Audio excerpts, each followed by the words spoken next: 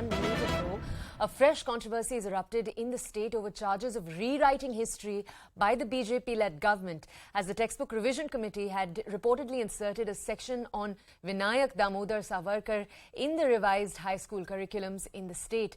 This was in a Class 8 Kannada textbook, and according to the chapter put in, Mr. Savarkar used to sit on the wings of a bird and fly out to visit the homeland while he was imprisoned in an Andaman jail.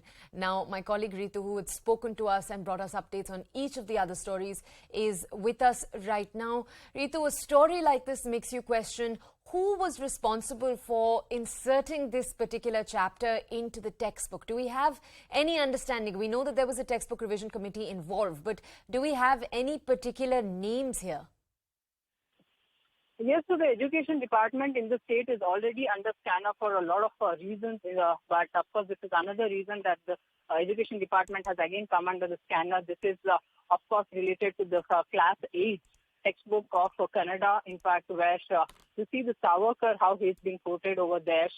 So the lines that are, the paragraph that is inserted into that particular chapter says that when Veer Savarkar was being put in a jail in the Andaman cellular jail over there, so there was no ventilation, and thus Savarkar used to sit on the wings of the Bulbul bird and then go and visit his homeland every day. So that's the kind of a para that has been inserted by the textbook revision committee, which has also faced a flag previously for including the RSS founder Hegdewar and omitting most of the other writers too. So this is yet another incident and a fresh controversy that has erupted in the Karnataka, and the education department is under scanner because this also comes right after the lot of clash that has the Karnataka witnessed from the Shimoga, that it has started on the August 15th, and later point you also see in the Mysuru too, the former CM B.S. Yediyurappa himself also flagged off the Savarkar Ratha Yatra in the Mysuru, which went on for a whole day.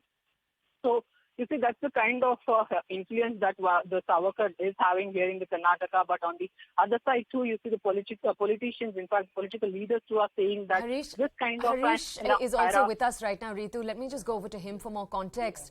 Harish, thank you for staying with us. Harish, two questions for you here. For our audiences, again, who are coming in from across the country watching our show, I want to come to you for two pieces of context. Our audiences will remember we've heard Savarkar as a flashpoint multiple times in the last few months in Karnataka. What is leading to that? That's our first question, Harish. And our second question, the textbook revision committee had caused quite a bit of controversy over the last few weeks. Could you also bring us more context there? Well, I'll come to your second question first. The government assured that there would be corrections. There are aspects which were flagged by writers. Writers chose to withdraw their work from being published in the textbook. There were serious factual errors. And the government said we would correct it, we would add extra page that would carry these corrections. Now, after, even as that is on, you have another aspect or another part of the textbook, especially of the 8th standard second language Kannada textbook that has come to light, where this particular chapter written by K.T. Gatti says that Savarkar, who was, remember, in a solitary confinement at the jail in Andaman, did not even have enough ventilation, but a bulbul bird would come. He would climb on the bulbul bird's wing, and he would get out of the jail and take a look at his motherland. Now, this is problematic for two reasons. One, this is a lesson. This is not a poem. The government can't say that this was writer's creative liberty, where he was comparing something to Savarkar visiting his homeland. It's not a poetic reference as such. This should be ideally on pure facts, and in such an aspect, you have this kind of a line coming in.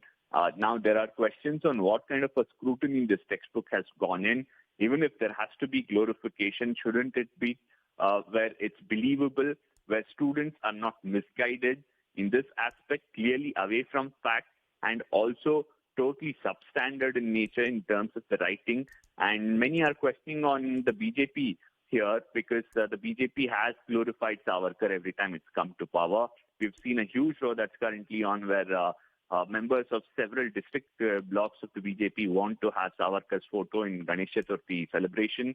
This is being opposed by the Congress and others, saying that we would ideally want to have freedom fighters from Karnataka and others who contributed to the land and not someone who's an atheist. So the BJP under fire, and now this textbook revision committee also getting added to it. But clearly the substandard nature of the whole revision exercise is getting exposed now. Harish, thank you so much. For our audiences, we're going to move